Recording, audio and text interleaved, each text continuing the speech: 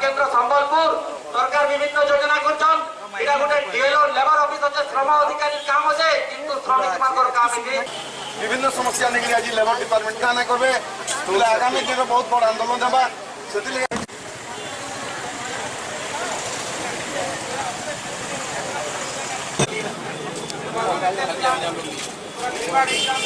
केन वाला इटा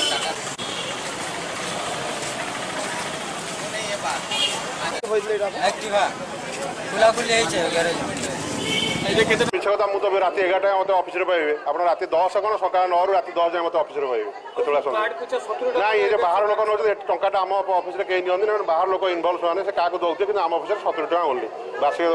रेजिस्ट्रेशन फी 20 टका बार्षिक देव 50 टका ओनली 70 टका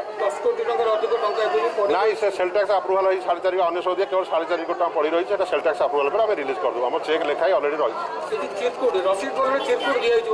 ना से आगुरी से मुझे नाला पूर्व से बैकलग होता तो बैकलग होगा से फेरुले बैकलग जी मो पूर्व जिला श्रम दायित्व थे से कर तेणु बर्तमान बैकलग कर लोक फेरुना पछपट देकर पैसा देकर ना चिरुकुर से हो ना फेरुले दिहा रसीद मानुआल रसीद बंद होगा